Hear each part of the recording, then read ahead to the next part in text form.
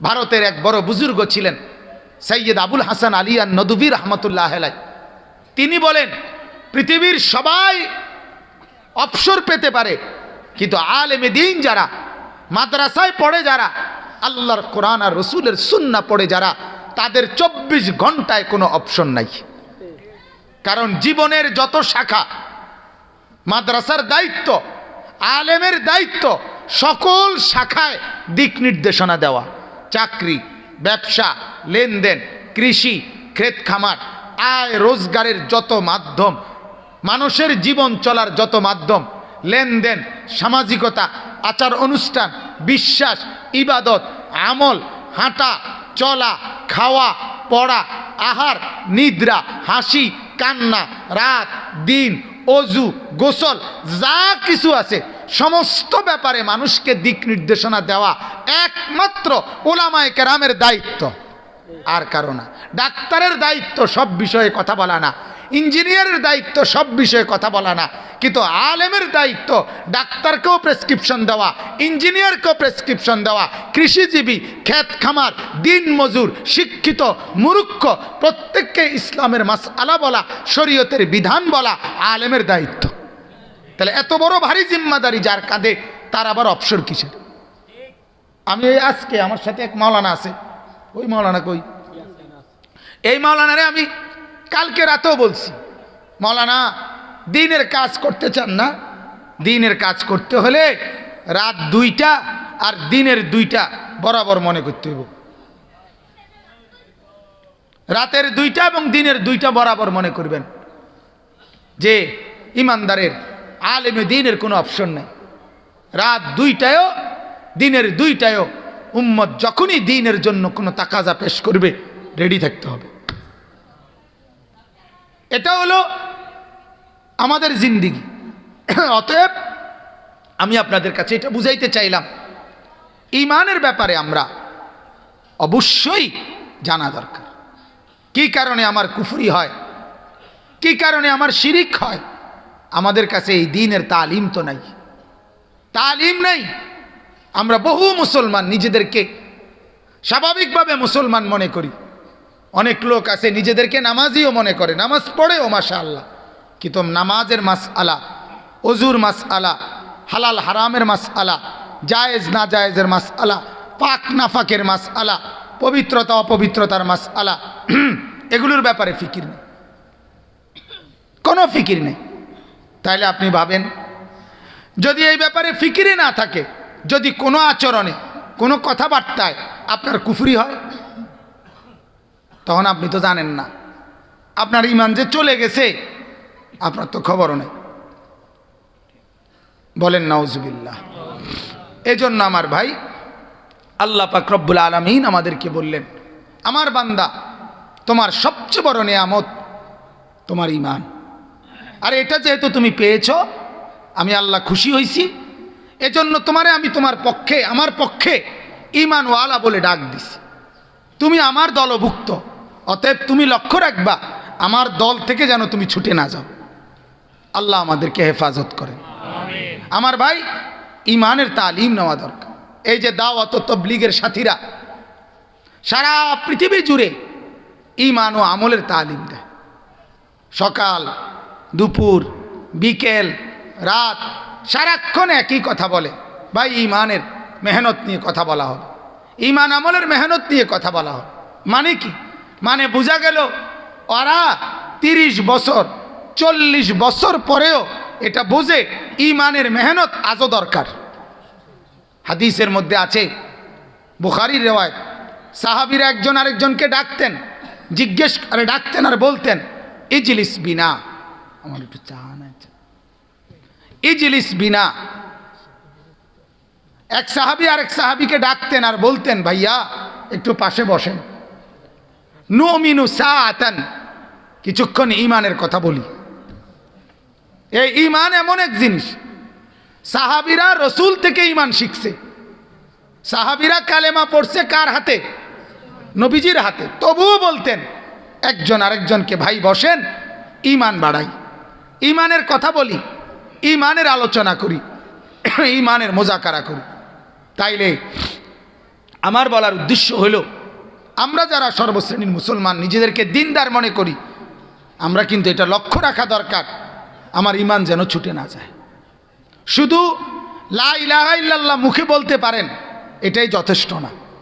আচরণে, কর্মে, বিশ্বাসে, লেনদেনে যেন কোনো কুফরি না হয়।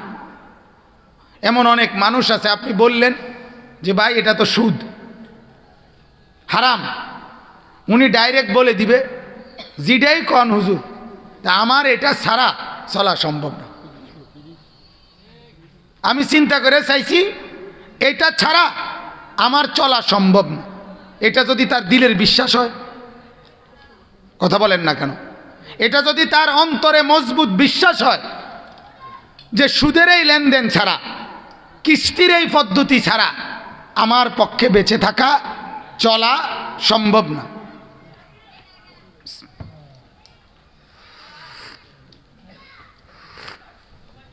তাহলে বলেন, এই লোকের দিলে যদি এই বিশ্বাস, যেটা হারাম এটাকে যদি সে হালাল মনে করে, তার ঈমান থাকে?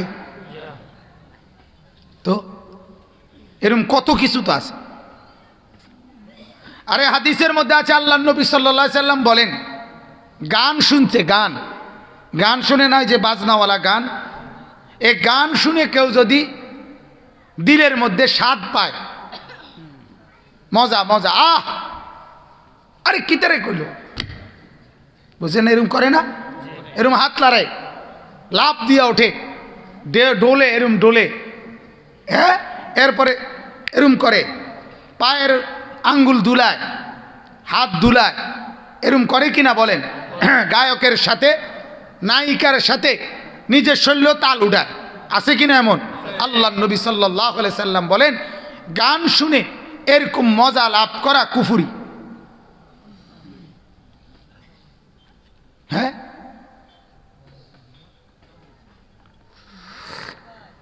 এমন মজা লাভ করা কি বলেন না? ওয়াতালাজ্জুযু বিহা কুফর।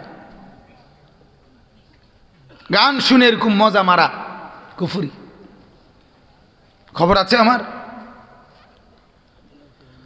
খবর আছে আমাদের, এরকম অগণিত আচরণের শিরিক আমাদের আছে। শিরিক, আল্লাহ নবী সাল্লাল্লাহু আলাইহি সাল্লাম বলেন, অমাবস্যার রাত, কালো একটি পাহাড়, কালো একটি গর্ত, কালো একটি পিঁপড়া, কালো একটি পাথরের উপরে যদি হাঁটে, কতটি কালো?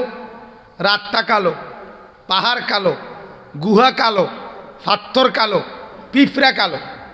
আল্লাহ নবী বলেন, অমাবস্যার রাতে কালো পাহাড়ে, কালো গর্তে, কালো পাথরের উপরে কালো পিঁপড়া হাঁটলে সেটা বুঝা যতটা সহজ, তার চাইতে কঠিন শিরিক বুঝতে পারা। তোমার ভেতরে শিরিক ঢোকে, এটা বুঝা তার চাইতে বেশি কঠিন।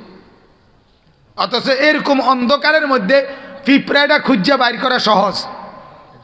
কথা বলেন না কেন? সহজ, কঠিন না? তার চাইতে বেশি কঠিন ভিতরে কখন কুফরি ঢুকছে, শিরিক ঢুকছে, এটা বুঝা।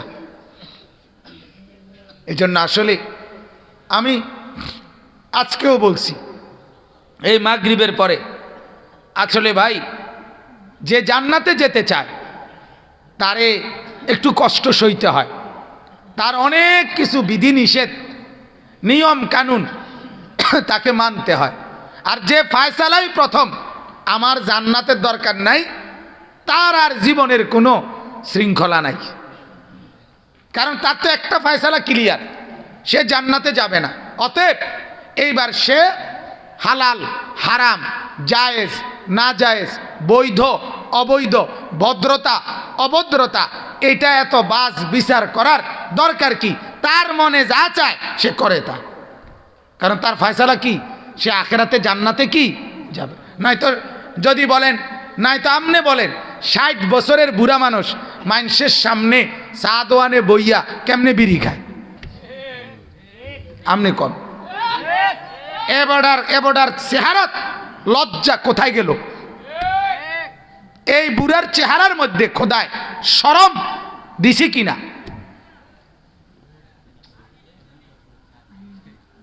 বলেন হায়া কোথায় তার?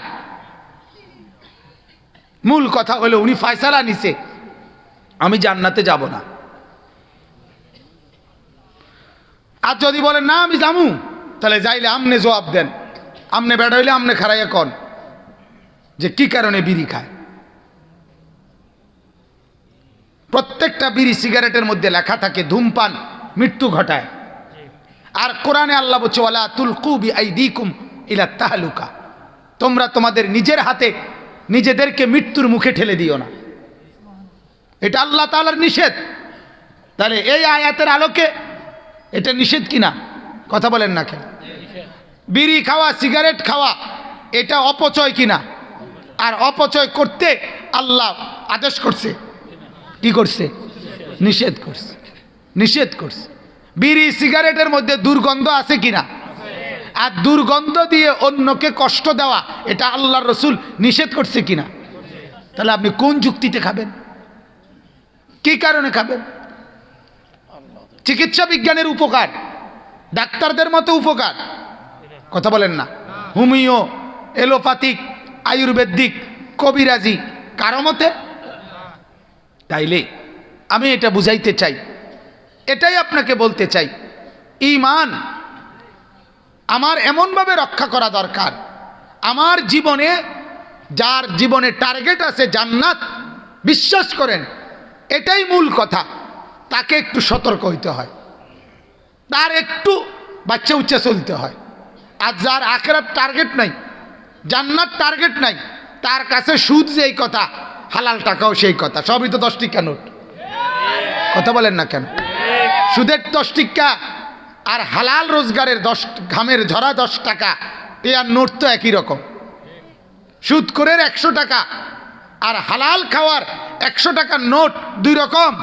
এই জন্য ডাকাইতে বুঝছে যে টিয়ার নোট যখন একরকম, তো এর এত বাচ্চা লাভ কি?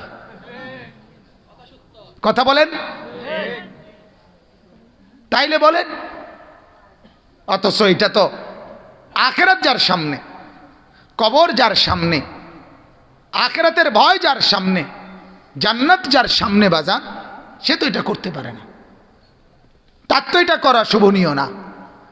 অতএব আমি আপনাদের কাছে এটা বুঝাইতে চাই, আল্লাহ পাক রব্বুল আলামিন আমাদের পুরা জীবনটা আমাদের কাছে আমানত রাখছেন, পুরা হায়াত আমানত, ইসলাম আমানত, কোরআন আমানত, আল্লাহর সমস্ত হুকুম, এই কথা আমার শেষ হয়ে যাচ্ছে, আল্লাহর সমস্ত হুকুম আমার কাছে আমানত, রসুলের সমস্ত সুন্নাত আমার কাছে আমানত, নিজেদের পরস্পরের যত লেনদেন সব আমার কাছে আমানত। এই আমার কাছে 3টা আমানত আছে। কয়টা?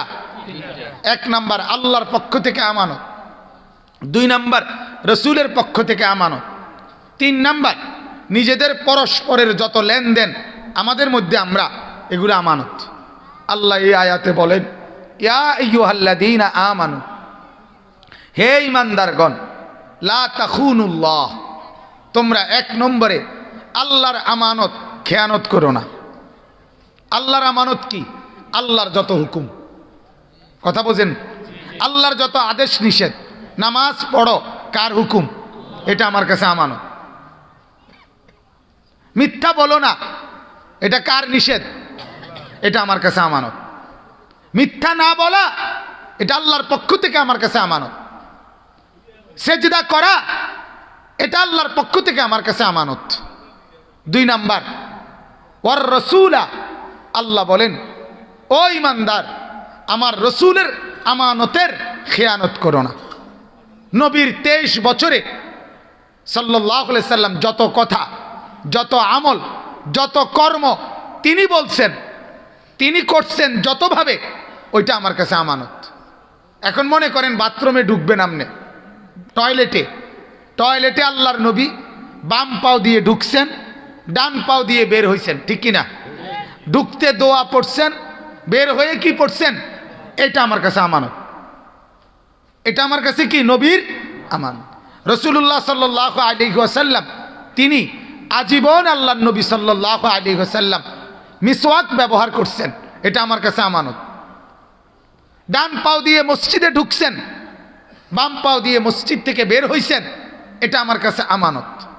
ডান দিকে কাত হয়ে শুইছেন, আবার ঘুম থেকে শুরুতে দোয়া পড়ছেন, শেষে দোয়া পড়ছেন, এটা আমার কাছে আমানত। অর্থাৎ 23 বছরে আল্লাহর নবীর যাবতীয় কথা, কর্ম, সমর্থন সব কিছু ইমানদার হিসাবে আমার কাছে আমানত। আল্লাহর আমানত, রসুলের আমানত।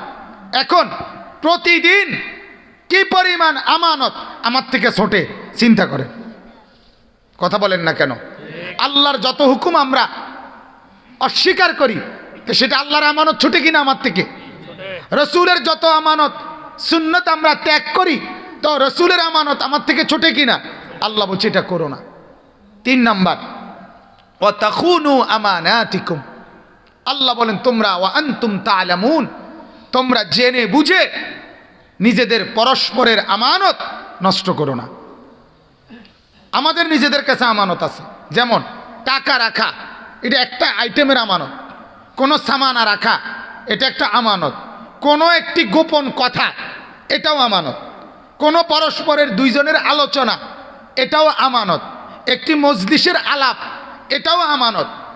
অর্থাৎ আমার সাথে আমার আল্লাহর বান্দাদের, আমার চতুর্পাশের মা বাবা, আত্মীয় স্বজন, পাড়া প্রতিবেশী, যার সাথে আমার আচরণ যেমন হওয়ার কথা, এটা আমার কাছে আমানত। যেমন আমার মা আমার থেকে যেই আচরণ পাওয়ার কথা, আমার ভাবি, আমার বোন বা আমার শাশি, আমার ফুফু, তারার সাথে আমার সম্পর্ক, আচরণ আর আমার মায়ের আচরণ সমান, কথা বলেন না? তাহলে মা আমার কাছে যেই শ্রদ্ধা পাওয়া, ওই শ্রদ্ধাটা আমার কাছে আমানত। বাবা আমার কাছে যেই সম্মান পাওয়া, ওইটা আমার কাছে আমানত। স্ত্রী আমার কাছে যেই মহব্বত পাওয়া, এটা আমার কাছে আমানত। এই আমানতের খেয়ানত করার অধিকার নেই।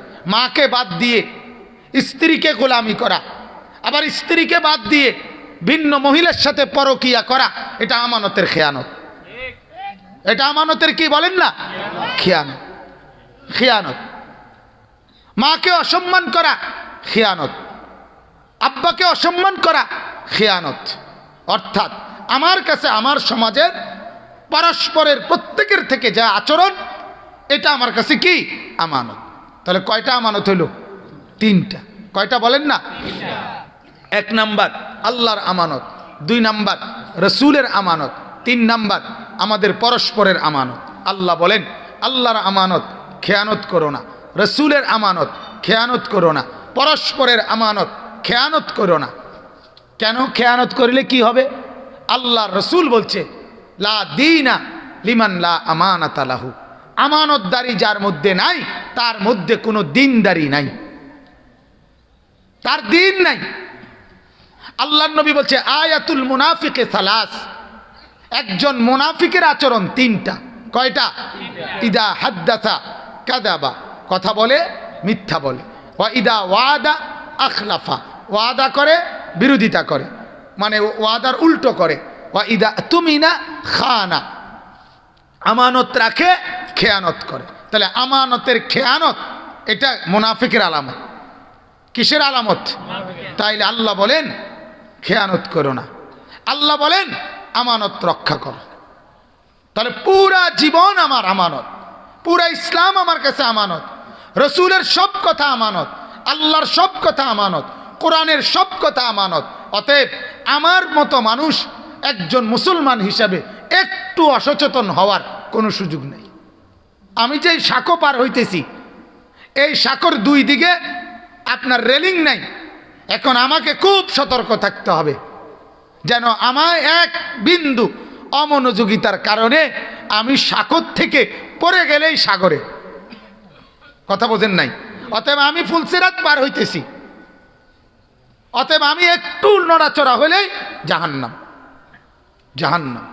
এজন্য আগেই বলে নিছি, জান্নাতে যে যেতে চায় তারে একটু কষ্ট করতে হয়, তারে একটু রইয়া সইয়া চলতে হয়। জান্নাতের চিন্তা যার নাই, তার জীবনের কোনো শৃঙ্খলা নাই, তার সব ঘরে টেলিভিশন চলে, এবার আর কোনো আফসুস নেই, কথা বলেন না কেন? এমন বহু লোক আছে না?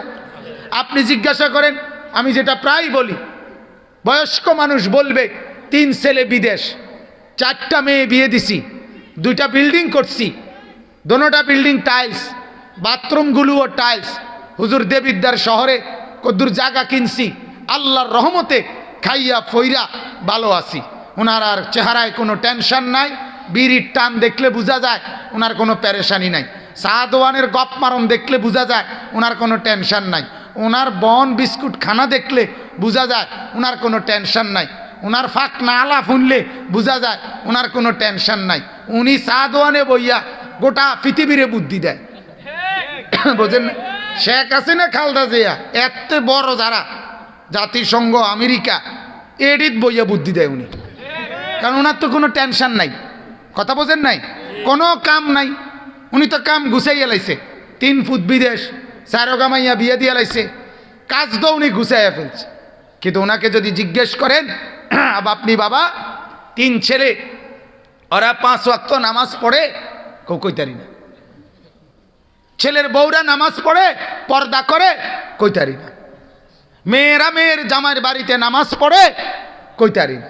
তাহলে যে ঘরে আপনার ছেলেরা নামাজ পড়ে না, পুত্রবধূরা নামাজ পড়ে না, আপনার ছেলের বউ পর্দা করে না, আপনার নাতি নাতনিরা পর্দা করে না, নামাজ পড়ে না, যে ঘরে রঙিন টেলিভিশন এলসিডি চলতেছে আর নর্তকী নাচতেছে গাইতেছে আর ঘরওয়ালারা মজা করে দেখতেছে, এই ঘরওয়ালা আল্লাহর কসম, ওই চাচা, ওই বুড়া মিয়া, ওই ঘরের মুরব্বী, ওই ঘরের অভিভাবক, রব্বে কাবার কসম, খোদার কসম, উনি শান্তিতে নাই।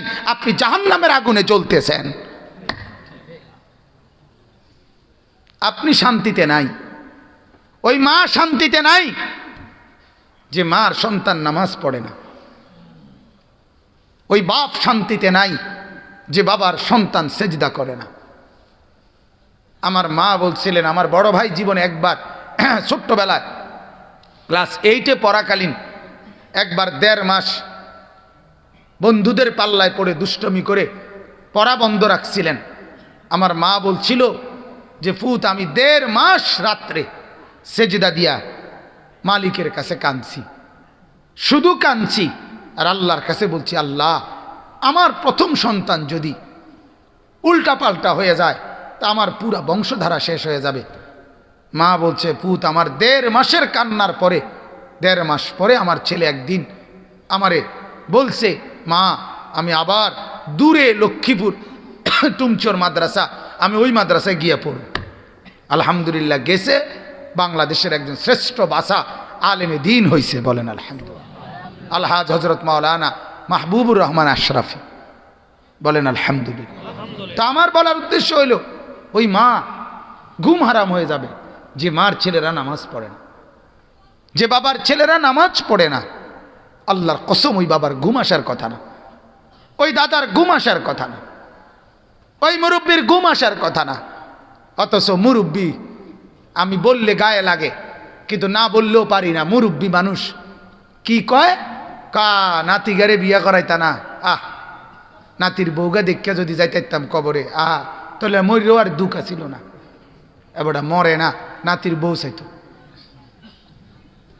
হ্যাঁ, উনি জানে যে, কারণ ওনারে হুজুররা বলছে কবরে গেলে ফেরেশতারা প্রথম প্রশ্ন করব, আপনার নাতির বোন নাম কিতা। দ্বিতীয় প্রশ্ন হইল, আপনার নাতির নাম কিতা। বলেন নাউজুবিল্লাহ, বলেন নাউজুবিল্লাহ। আপনি এটা কেন ভাবতেছেন? নাতি বিয়ে করক না করক এটা আপনার কি দরকার?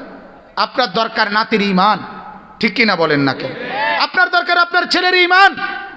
আপনার তো এটা ভাবা উচিত, আহারে কেমনে কবরে যামু, আমার ছেলে যে নামাজ পড়ে না, আমার মেয়ে যে নামাজ পড়ে না, আমার বিবি যে নামাজ পড়ে না, আমি এই অবস্থায় কেমনে কবরে যাবো, এটা না হওয়া দরকার ছিল। এই জন্য শেষ কথা হলো, আল্লাহ পাক রব্বুল আলামিন বলেন, ওয়ালামু আন্নামা আমওয়ালুকুম ওয়া আওলাদুকুম ফিতনা। আল্লাহ বলেন, ও আমার বান্দারা শোনো, তোমাদের সম্পদ এবং তোমাদের সন্তান, এই 2 জিনিস, উপার্জনের নেশা, পরিবারের বিবি বাচ্চার নেশা, এই 2টাই তোমাদের পরীক্ষা। এই 2টাই তোমাদেরকে আল্লাহর আমানত, রসুলের আমানত, নিজেদের আমানত ঠিক রাখতে দেয় না, খেয়ানত করাইয়া ফেলে। অতএব এই দুইটার ব্যাপারে খেয়াল রাখবা। মাল সম্পদ ওইভাবে কামাই করবা না যেভাবে কামাই করলে আল্লাহ ভুলায় দেয়, রসুল ভুলায় দেয়, নিজের ভিতরে আমানতদারি ভুলায় দেয়। এমন মাল কামাইও না, এমন সন্তান পাইল না। কথা বলেন না? আমার কথা স্পষ্ট। আপনি পরিষ্কার আপনার 18 বছরের 20 বছরের ছেলেটাকে আপনি ডাইরেক্ট বলেন, আমার ঘরে এক লোকমা ভাত খাওয়া তোমার জন্য হারাম যদি তুমি সেজদা না করো। তোমার মতো সন্তানের বিদেশের টাকা, ভিসা, পাসপোর্ট তুমি টুয়াও, আমি তোমার লগে নাই সেজদা ছাড়া। কোরআনে আল্লাহ কোরআনে ডাইরেক্ট বলছে। একটা কথা শুধু বুঝেন, আল্লাহ বলে মান ইউশরিক বিল্লাহ, আল্লাহ বলে যে শিরিক করবে আমার লগে, হারামাল্লাহু আলাইহিল জান্নাহ, আমি আল্লাহ বললাম আমার জান্নাত তার জন্য হারাম।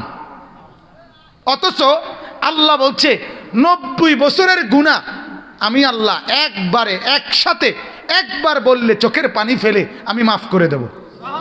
আল্লাহ বলেন আমি 90 বছরের গুনাহ মাফ করতে রাজি, কিন্তু শিরিক করলে আমার আর গায়ে বদ ধরে না, আমি আর কুলাইতারি না, আমি আর সইতে পারি না। তাহলে আপনি বলেন আপনার সন্তানকে, বাবা আমি দরকার হইলে দিবা নিশি মেহনত করব, আরো কষ্ট করুম, আরো কষ্ট করুম, কিন্তু সেজদা না করলে পুত আমি কেন তোমারে পালব? আমি আমার আব্বারে দেখছি, আজকেও আমি এইখানে বসে এই কথাটা বলছি, ওই এই ঘরে খাইতে বসা আমি বলছি যে হায় আমি একটু খানার জন্য, ভালো একটু তরকারির জন্য আমি চোখের পানি ফেলে কাঁদছিলাম। সেই আমি আজ মালিকের দয়ায়, মানুষের এই পরিমাণ মেহমানদারি যে যার কারণে মাঝে মধ্যে মানুষ কষ্ট পায়, খাইতেও পারি না। আমার আব্বারে আমি দেখছি একটা গেঞ্জি আমার আব্বার ঘামের থেকে ভিজা, আব্বার গেঞ্জিটা ভিজা যাইতো, আব্বা এটা ধুইতে দিলে ঘামের গন্ধের কারণে আমি বলতাম যে আব্বা আমি এটি ফাইতাম না, আমি ধুইতাম। এরকম ওই দিনও মারে বলছি যে মা আজ যখন মালিক অনেক সম্পদ দিছে, আজ আর বাবা নাই, বাবার এই সুখের সময়ে কিচ্ছু খাওয়াইতে পারলাম না, কিচ্ছু না, কিচ্ছু না, কিচ্ছু না। আজ মালিক অনেক দিছে কিন্তু বাপ নাই। সেদিন আমার মাদ্রাসায় প্রায় 2 লক্ষ টাকা করে খরচ করে আমি বিশাল বড় মেহমানদারি করছিলাম। আমার চাচা, মামা, ফুফা, খালু, জ্যাঠা, আমার মার মামা সবাই দাওয়াত দিছি, আমি গাড়ি দিয়ে দিয়ে আনছি আমি আমার মাদ্রাসায়। এই তখন আমি দোয়ার মধ্যে বলছিলাম যে আজ আপনারা সবাই আসলেন, কিন্তু আজ আমি আমার বাবা নাই। তাহলে আমার ভাই এক জিন্দেগির সবচেয়ে বড় পাওয়া, আমার আব্বারে দেখছি আমি, আমার আব্বা এটা কইতো ফুত আমি প্রয়োজনে আরো কষ্ট করুম, কিন্তু আমার সন্তানরা দুনিয়ার কোনো ফিকির লাগবে না। বাবারে একটা কথা ছিল যে আমি চাই আমার 5টা ছেলে আলেম হবে, যেন আমার মরার পরে আমার কবরের চতুর্দিকে আমার ছেলেরাই দাঁড়াইতে পারে, কাজে এর দূর যদি পাই আমার আর কিছু লাগবে না। তাইলে আমার বাপ, আমার ফিকির তো এটা থাকা চাই।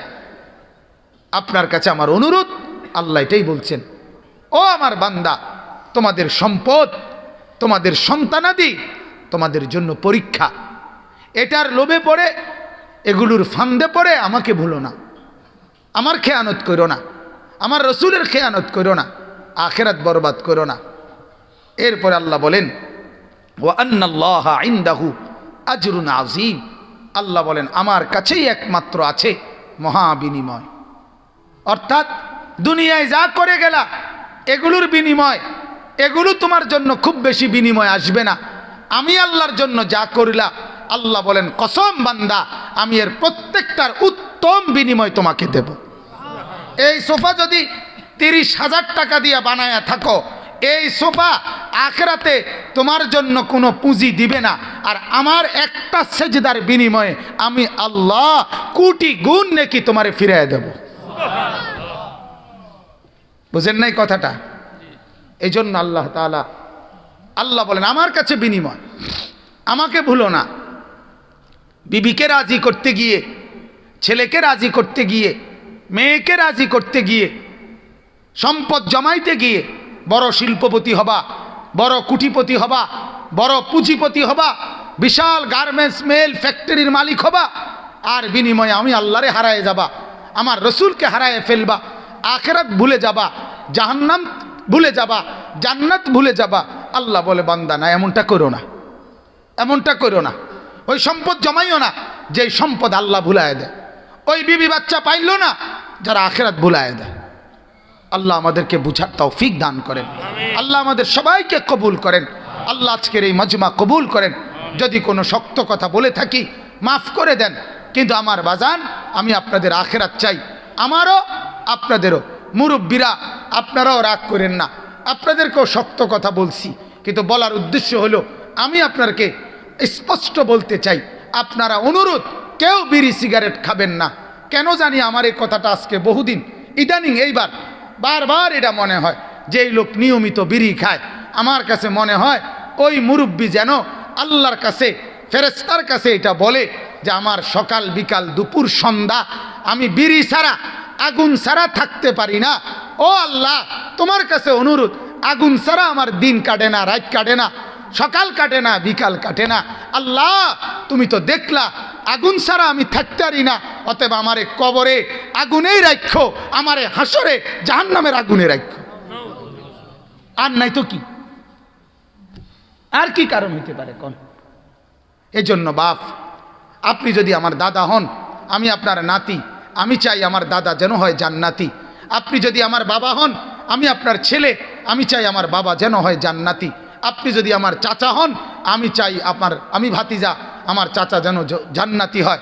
তোমরা যারা যুবক ভাই, আমি যদি তোমাদের ভাই হই, আমি চাই তুমি ভাই, দুই ভাই মিলে একসাথে যেন হই জান্নাতি। বলো না ইনশাআল্লাহ? দোস্ত, কত ছেলে আমগরে ভালোবাসো, আমরা জানি তো বাজান, কলিজা দিয়ে মহব্বত করো তোমরা আমগরে। এই মহব্বতের তাকাজায় হয় তুমি আমার মতো হও, নাহলে আমারে তোমার মতো বানাও। একটা করো, এক সাইডে হও। হয় তোমার কাছে আমারে নাও, নাহলে আমার কাছে তুমি আসো। একটা তো করো ভাইয়া। তুমি তোমার মতো, আমি আমার মতো, এ জিন্দিগি কেমনে চলবে? তুমি ফয়সালা দাও, তুমি ফয়সালা দাও। আল্লাহ তাআলা আমাদের সবগুলো যুবককে কবুল করেন, আমিন। সুবহানাল্লাহি ওয়া বিহামদিহি, সুবহানাকাল্লাহুম্মা বিহামদিকা, আশহাদু আল্লা ইলাহা ইল্লা আনতা, আস্তাগফিরুকা।